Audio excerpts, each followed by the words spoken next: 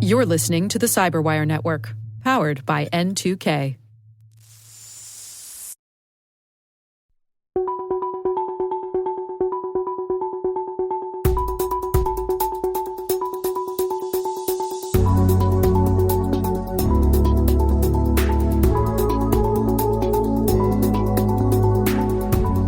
Hello. Welcome back to our special three-part series on NATO's 2025 Cyber Coalition exercise. I'm Liz Stokes, and in this second episode, we're diving into the day-to-day of cyber defense, how nations detect threats, defer attacks, and work together to defend critical networks.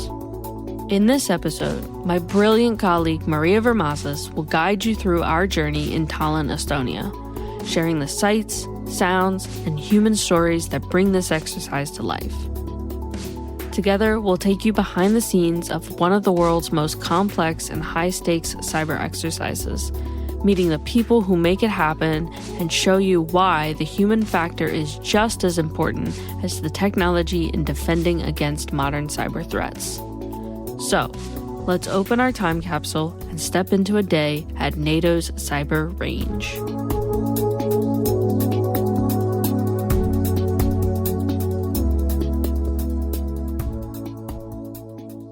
Hi, everyone. Maria Vermazes here. And as I'm writing and reading this script, it's late January 2026. And like a lot of us living in the United States, I am trying to make sense of fast-moving political turmoil, primarily comments and actions from the U.S. president that are quickly upending long-established geopolitical world order and causing a lot of global worry and outcry about how the United States treats its allies, along with the future of NATO and the United States' place in it or not. Now, this is not something I would normally share about the sausage making of a podcast, but in this case, the greater context really matters. Quite simply because the event you're about to hear about was recorded just before all of this upheaval really began, and all of that upheaval will undoubtedly influence how we and you interpret what we're about to share here. My colleague, producer Liz Stokes, will get you a little bit up to speed now. Let's recap what we mentioned in the previous episode. Maria and I were in fact not in the United States, but in Tallinn, Estonia, during NATO's Cyber Coalition. It's a NATO cybersecurity exercise focused on cooperation, trust, and mutual defense between allies. Much of it was happening quietly, far from the headlines, since by the time we put this episode to air, there could be more geopolitical changes that may affect NATO. So we're going to treat this episode as a time capsule of what we saw and learned in one day where we were a guest of NATO at their cyber headquarters in Tallinn. We'll save our reflections on what we saw and what it all means for the third episode. With that said, let's crack open our audio time capsule. Let me walk you through our day with NATO for the 2025 Cyber Coalition exercise.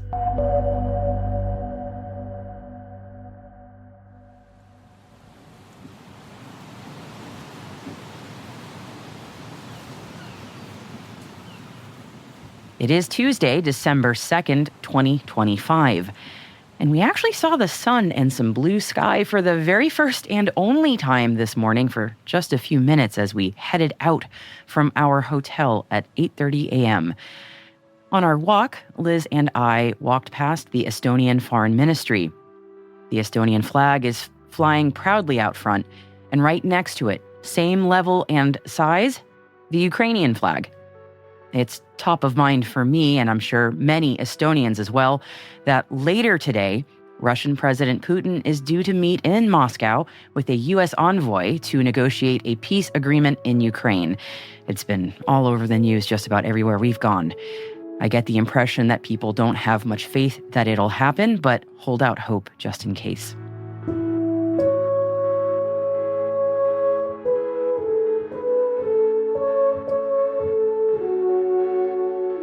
As Liz and I walk along, we quickly figure out that we're going in the right direction when we see a number of uniformed military soldiers walking along with us. We turn a corner and see a building with 2 cannons in front. It's the Estonian Ministry of Defense, and like the Foreign Ministry, out in front, the Estonian flag flies proud right alongside the Ukrainian flag. And a bonus, NATO's flag flies proudly on a flagpole out front. After checking in at the Estonian Ministry of Defense, presenting our credentials, and going through the understandably high level of security, we start our day with a full morning briefing describing this year's NATO Cyber Coalition exercise.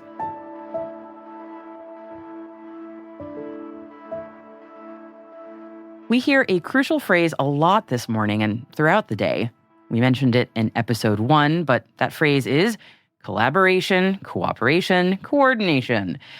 We learn about all the various exercises that the defenders from across NATO nations and allied partner nations are working on. They're all ripped from the headlines type situations that would be familiar to cyber defenders. Network compromises, attacks on critical infrastructure, hacked backups, bread and butter situations for defenders in this line of work. And there were some that I didn't expect to see but was delighted to find out were there. For example, a cyber readiness in space scenario, practicing what to do should a cyber attack occur on space-based assets and networks. And there was an exercise entirely for cyber legal teams to hash out. Makes sense for military legal teams to ponder InfoSec law when they are at the home of the Talon Manual, after all. Now, I was really curious what a legal exercise would look like in this context. Major Tyler Smith, cyber operations attorney with the 16th Air Force, told me a bit more about his experience. As we've been planning this, we try to think of questions, legal questions, to go along with the cyber play. How can we make this relevant to the different legal audiences? And information sharing is one of the key things that we focus on, right? And we're putting out questions that are requiring our legal audience to look at their nation and look at their national laws and look at their domestic policy on, hey, how do we share? How, if this happened and we knew a partner was going to have or was having a similar thing, how do we do that? Yeah. And so there's not an overriding international law basis to share that information. That's domestic policy, domestic law. And so it's a good opportunity to kind of blend that international flavor of what we're doing, but then have them also hone down and look at, hey, well, how would we do this? Yeah. If it was with this partner nation or that partner nation, how do we share?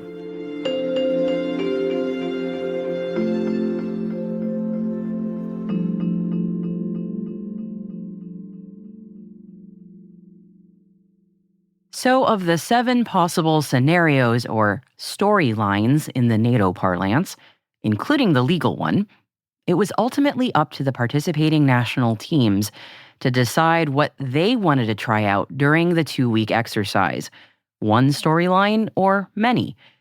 A veritable buffet of tabletop exercises to refine their tactics, tools, and procedures, while also finding and fixing gaps in their capabilities, solving new problems, threat hunting, patching, and still keeping vigilant against perennial threats and deterring and countering any adversarial action.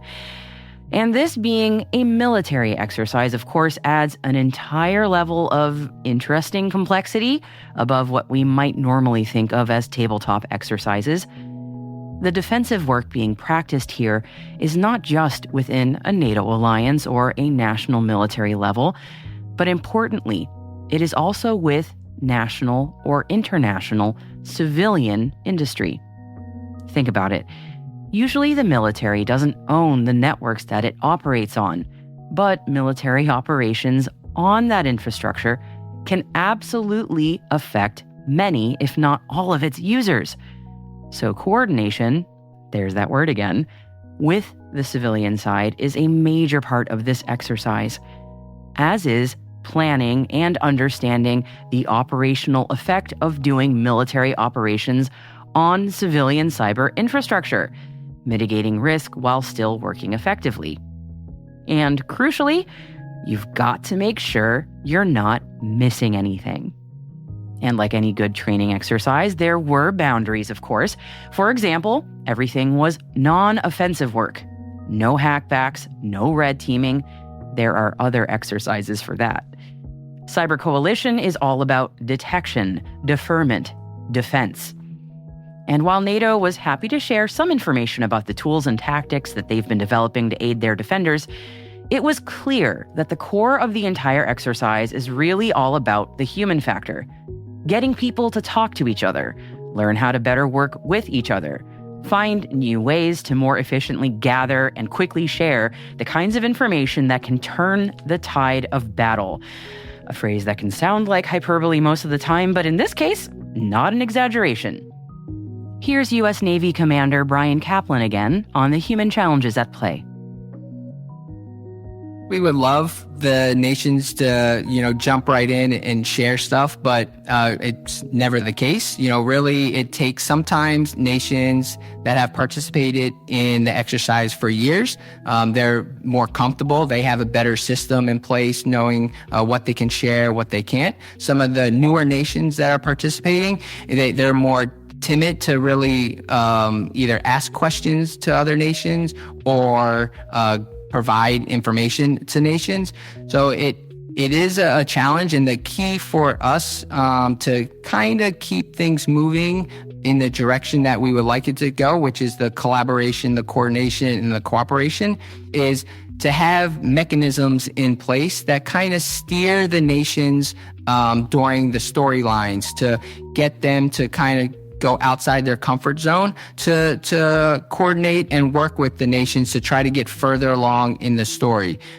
Usually the reps that come from the nations during the planning cycle, by the time we execute, they have, built a good rapport with the other representatives from the nation. So because we do icebreakers at events, kind of to try to get people to communicate, talk, get comfortable.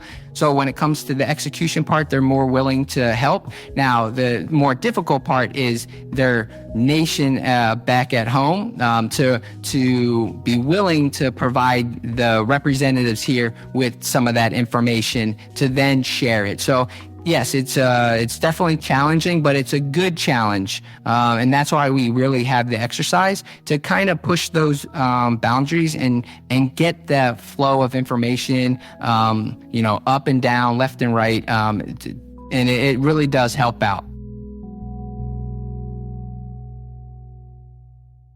In our previous episode, I talked about NATO's Article 5, and that would be the Mutual Self-Defense Clause. NATO officials many times made a point that the entire cyber coalition exercise operates below Article 5, again, whatever that means. But I should note that it's actually a different part of the NATO Charter that was more frequently mentioned throughout my conversations and interviews that day, especially as it related to efficiency in information sharing. And that would be NATO Article 3. Here's Irene Gibson, who is a storyline briefer from NATO's Cyber and Digital Transformation Division. Article 3, which specifically says that allies may, and I'm quoting this so that I don't get it wrong, separately and jointly, by means of continuous and effective self-help and mutual aid, maintain and develop their individual and collective capacity to resist an armed attack. Keeping in mind that the NATO treaty was written in 1949, it's interesting to think what continuous and effective self-help and mutual aid could mean in the context of cybersecurity. NATO's answer to that is improving speed and clarity of information, truly the sharpest blade in the arsenal of the defender, being able to separate that signal from the noise. And to do that, they've deployed a tool that they're calling the Virtual Cyber Incident Support Capability, or VCISC. So VCISC is like a fancy phone a friend. So oftentimes when nations experience cyber crises and they wish to request aid, they will do so bilaterally, which basically means nation A will talk to nation B and say, hey, I have this crisis. Can you help me with it? This enables nation A to talk to 31 other nations at the same time and say, okay, I'm having this serious crisis and I'm interested in anyone who can help me that is an ally within NATO. The interesting thing about this is that in cyber, we don't normally think of cyber as an armed attack, but VCISC, the founding of VCISC sort of elevated cyber to the concept of an attack, where Article 3 doesn't just apply in terms of an armed attack. Article 3 can apply in terms of the cyber domain. This exercise is being run because increasingly cyber capabilities are really defining modern warfare. And frankly, cyber is one of our greatest force multipliers within NATO, and it's really a critical enabler to ensuring readiness and information superiority as well. I think oftentimes in the military sphere, as part of the military staff, we think of sort of classic concepts of defense, like historic things like hard weapons, high quantity, visible assets. And I think it's important that in the modern era, we have a fundamental paradigm shift to expanding those classic concepts to the constantly evolving cyberspace. And that means that we need iterative evolution and creativity, because in cyber, to stand still is to be left behind.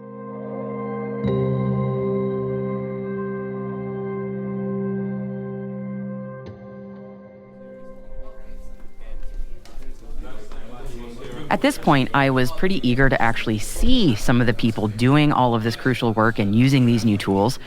And after the briefing at the Estonian Ministry of Defense, we headed pretty much right next door to CR-14, which is the facility that houses the NATO cyber range.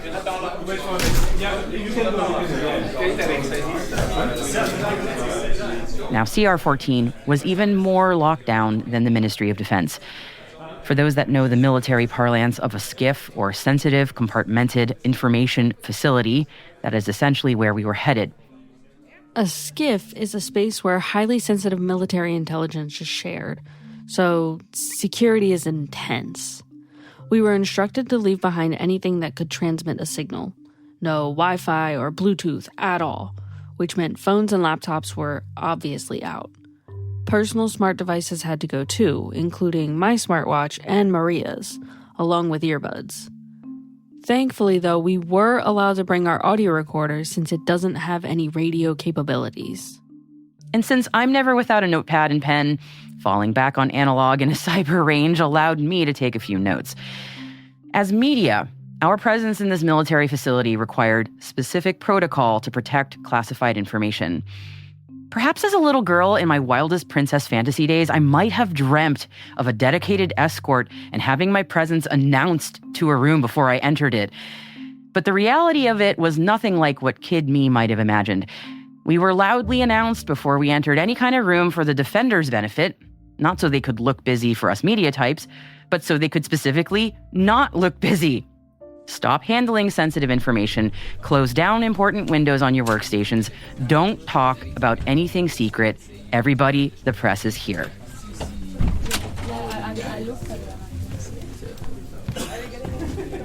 The inside of NATO's cyber range in many ways looked unremarkable and indistinguishable from an average and beige cube farm. I was relieved to not see anything flashy, because while complex dashboards and threat maps may look cool for cameras, that's the kind of thing you show to try and impress people who don't know any better. The real work of cybersecurity is decidedly unglamorous. And the cyber range cubicles lined a long room. Each cubicle was labeled with a nation's flag, with 2 or more service members representing their component commands from that nation, seated at their workstations, heads down and typing away, or otherwise coordinating with larger teams back home, or sometimes teams that were in the room with them from other nations. The cyber range room had heavy coverings lining all of the windows, so absolutely no daylight or prying eyes could peep in. And in the center of the room was a table with a few snacks, because snacks are always a good idea. And of all things, a little paper turkey, like a Thanksgiving turkey table centerpiece of all the things. Well, given that the Cyber Coalition exercise is 2 weeks long and starts just before U.S. Thanksgiving does, when I got a chance to sit down with U.S. service members for an interview later that day, I had to ask about the turkey. Here's Candace Sanchez, Chief of Exercises for the 16th Air Force, telling me more. There's a number of Americans out here. We're like, hey, let's just have Thanksgiving together. And then we started inviting our partners to come over. And a lot of them, this was their first time experiencing Thanksgiving. We learned just recently this year, they like deviled eggs. We gave them the experience of, we brought cranberry sauce in a can. We brought it over so that they could have that experience as well. Some enjoyed it, some didn't, but it was definitely a staple we had to have. We found a turkey this year. Thanks to our Estonia partner, they were able to find us a turkey in the local area, so we were able to do that. The only other room that we went to at the NATO cyber range was what I presume was a SOC, or something like one. All of the workstations were locked, and that's good. And the large monitors against the wall were off, and just like all the windows, many of the monitors were also physically covered with sheets. There wasn't really anything for us to see. And I couldn't help but shake the feeling that perhaps there was at some point going to be some kind of tech demonstration in here for us to see, but current events overruled. Perhaps the fraught failed peace negotiation in Moscow, but that is just conjecture on my part.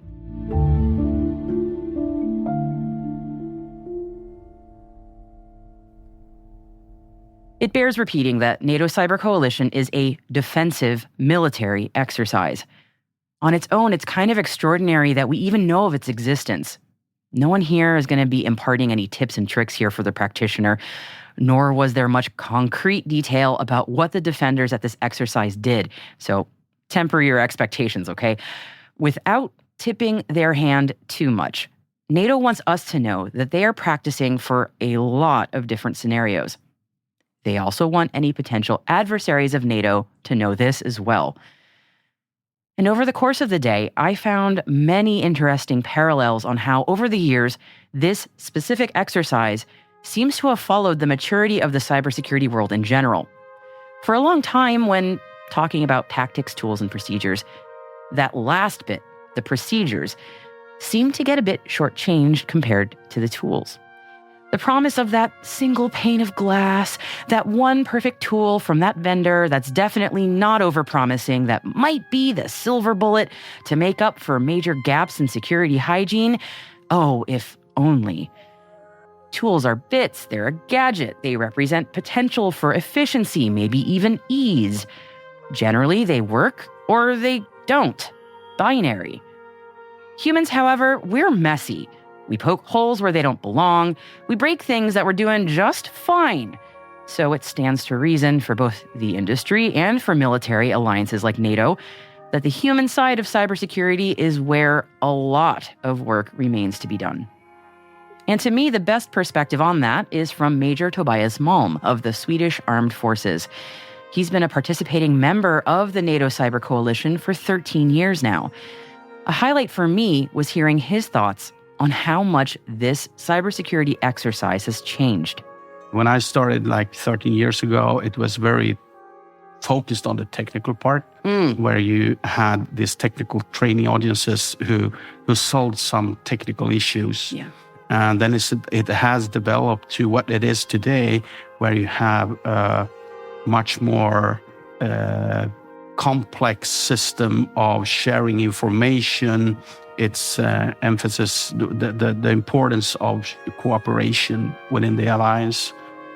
So it has changed a lot, I would say. And when I look upon what Sweden has done during these years, we started with a technical team, and today we have technical teams. We have the Cyber Command, we have the National Cybersecurity Center, and a lot of other agencies within Sweden. So it's much larger and it's much more complex, and it's more focus on operations and sharing of information. How do we do it? Which system we use, and etc.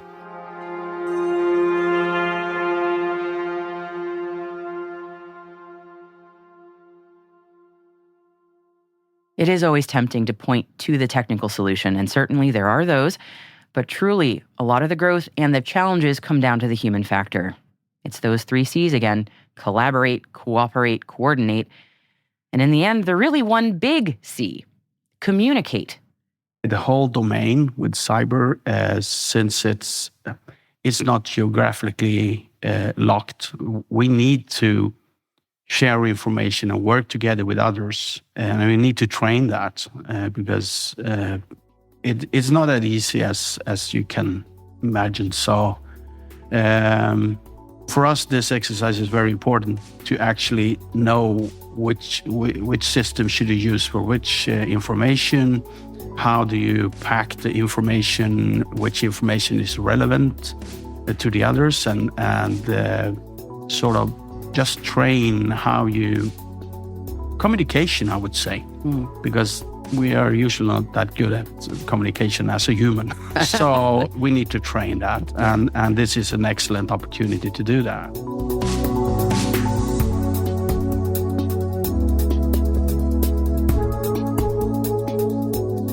Thank you for listening to this second episode of our 3-part series.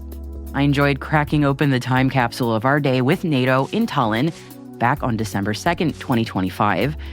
Hope you enjoyed coming along with us. In our next part, we're staying in the present and reflecting on what we learned and the broader meaning for global cybersecurity in a fraught geopolitical moment. This episode was written and hosted by me, Maria Varmazes. It was produced by Liz Stokes. Mixing, editing, and sound design by Trey Hester. Our executive producer is Jennifer Iben, with content strategy by Mayan Plout. Peter Kilpie is our publisher. Thank you so much for listening.